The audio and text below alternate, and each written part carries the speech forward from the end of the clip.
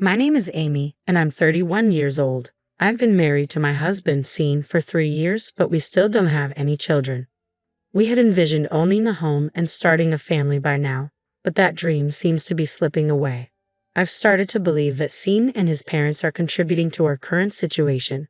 Despite our efforts to save money together, our savings haven't grown much. Scene often buys expensive branded gifts for his parents, and this habit has been a strain on our finances.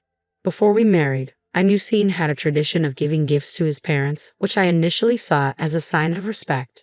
However, my perspective has shifted since we've been married. While his filial piety is admirable, his tendency to spend money recklessly has become more apparent. He seems to view our increased income as a green light for more extravagant spending. Where he used to stick to a budget, he now chooses only luxury items, and his parents have come to expect these costly gifts. They even request them for no particular reason, which I find difficult to understand. Scene has been secretly giving gifts to his parents, and discovering this has only fueled my growing resentment. While he shows unwavering dedication to his parents, he remains indifferent to mine. When I bring up my mother's upcoming birthday, his nonchalant response only adds to my frustration. The stark contrast between the gifts he lavishes on his parents and the modest ones I can afford for mine bothers me deeply. I sometimes wish I could give my parents expensive gifts, but our finances are stretched thin due to his spending. As a result, the gifts I manage to give them are always a compromise, falling short of what I'd like to offer. Although my parents appreciate what they receive, it pains me that I can't fully celebrate their special occasions. My dissatisfaction with Scene's one-sided concern for his parents is becoming increasingly difficult to ignore. After a year of marriage, as I watched our savings stagnate, I began addressing Scene's spending habits. However, each time we discussed it, the conversation ended in his anger. He would accuse me of lacking sympathy for his parents or even of disliking them without truly hearing my concerns. Despite my repeated attempts to communicate, he never genuinely listened or showed any willingness to change. A few months ago, Scene bought his mother an expensive new wallet. When I confronted him about it, he defended the purchase by claiming her old wallet was worn out. But I knew the old wallet was one he had given her just a year earlier, and it didn't look worn to me. Realizing that my words weren't getting through to him, I decided to approach his parents directly. Considering our future, I felt it was crucial to address the issue directly with Scene's parents. With Scene present, I began by showing them the balance of our joint account. I pointed out how little our savings had grown since we got married, despite both of us working. As you can see, I said, we've hardly increased our savings since we began, even though we both contribute to the household income. My in-laws examined the bank statement with unreadable expressions while Scene appeared visibly displeased. Undeterred, I turned to him and asked Scene, "Do you remember the promise we made when we got married? We agreed to save money to build a house and start a family, right?" He seemed to have a moment of realization and nodded, looking guilty. To get to the bottom of the issue, I pressed Scene further. "Then why aren't you cooperating? Are you saying you don't want to build a house or have children?" He shook his head vigorously, clearly disagreeing with that notion. Just as I was about to continue, my mother-in-law interrupted. "Oh, so we're talking about building a house now. That sounds wonderful. I'd like our room to be in a sunny spot." My father-in-law quickly added, "Yes, we definitely need more space for our things. 2 rooms would be ideal." I was taken aback by this unexpected response. Seizing the moment, Scene became enthusiastic about the idea. "All right, then let's make it 2 rooms. One for visits and another for storing clothes and belongings." Annoyed by their enthusiasm, I cut in, "If we're adding 2 more rooms, that will increase our costs significantly. Therefore, we'll need to avoid any expensive gifts until the loan is paid off." My mother-in-law quickly backpedaled. "Oh, it was just a joke. We rarely stay over at Scene's place anyway, right?" My father-in-law chimed in, "Exactly." Maintaining a smile, I firmly reiterated a decision I had made previously. "I see it was a joke. However, for the sake of our future household and children, we'll need to limit gifts to birthdays and anniversaries only."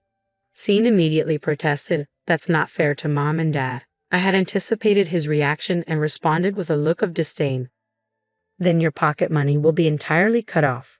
We can't find any other way to tighten our budget. Or are you planning to use the money you saved when you were single to cover your parents' gifts? If that's the case, I won't interfere." Scene fell silent, his face sour. I let out a soft sigh, and with a bright smile directed at my in-laws who were searching for a response, said, I appreciate your understanding, as saving requires the effort of the entire family. They responded with reluctant nods, their faces still grim. It was clear that none of them, including Scene, were fully convinced, but I firmly closed the conversation, leaving no room for further discussion. After that discussion, Scene stopped giving extravagant gifts to his parents, and I noticed our joint bank account balance steadily increasing.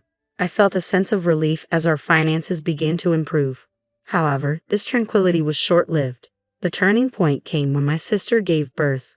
Being only a year younger, my sister and I have always been very close. Although our contact lessened after marriage, we still made an effort to keep in touch at least once a week. When she had the baby, she sent me a photo along with news of her joy and excitement.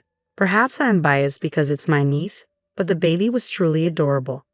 I couldn't contain my excitement and immediately showed Scene the photo of the baby. His eyes softened as he was charmed by the baby's cuteness. I felt a wave of relief at his reaction. Although he had always said he liked children, I had my doubts about whether he truly meant it. I worried that his reluctance to save money was due to a lack of interest in having children. But from his reaction, it seemed he would cherish our future children as well. Feeling reassured, I remembered something and said to Scene, who was still admiring the photo, "I've already sent my sister a gift and some money for the baby." His expression immediately darkened and he glared at me with clear dissatisfaction. "You restrict gifts to my parents but spend so much on your sister," he said, clearly upset. As I stood there in shock, he continued to complain, "And you sent it without discussing it with me." His self-righteousness made me lose my temper, and I responded sharply, "How can you say that when you always secretly give gifts to your parents? This is for a baby's celebration, not for no reason at all. If you can't accept that, then let's agree to stop giving gifts entirely." I worried that I had overstepped, but the words were out, and I couldn't backtrack. Perhaps the idea of being forbidden from giving gifts was too much for him to accept, but he didn't argue further and fell silent. His face remained displeased, but I took it as a sign that he had reluctantly agreed. A few days after our argument, I received a call from my mother-in-law. As soon as I answered, she started with, "I heard your sister had a baby." Realizing my husband had shared this news, I confirmed, "Yes, that's right." I expected her to offer congratulations or chat about the baby, but instead, she asked, "So, I heard you gave her a present. Is that true?" Taken aback by her directness, I replied, "Yes, I sent something for the baby." To my surprise, she responded cheerfully, "Well, I hope you'll have something for our anniversary next week too. I'm looking forward to it." Her request felt a bit impolite, but it was better than having Scene make an expensive purchase on his own. I agreed and ended the call. For my in-laws' anniversary, I decided to send a practical pair of glasses. I braced myself for a complaint, but none came, and time went by without incident. I had been too quick to judge my in-laws, but recent events made me realize my mistake.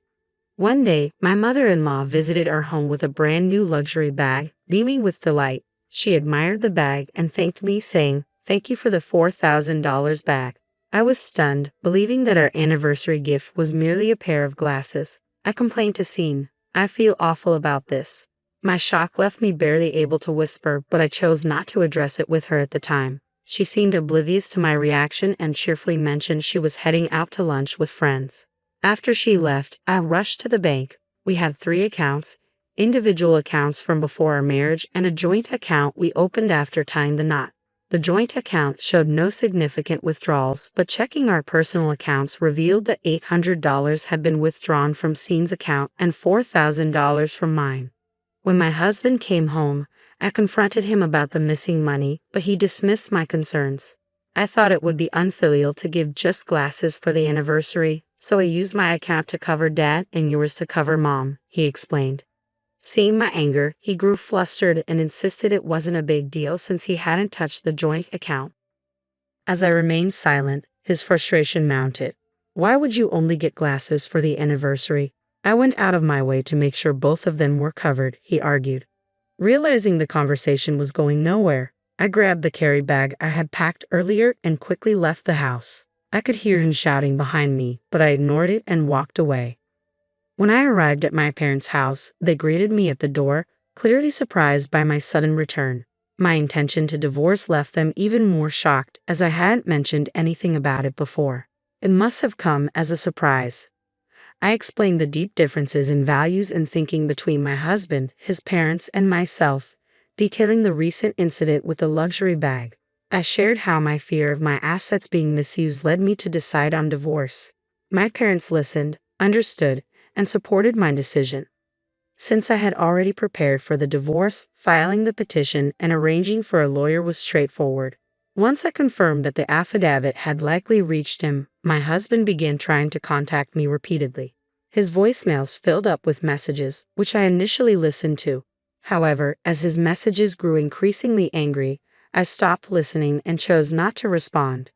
The divorce proceedings with my husband went much smoother than I had anticipated, thanks to my thorough preparations.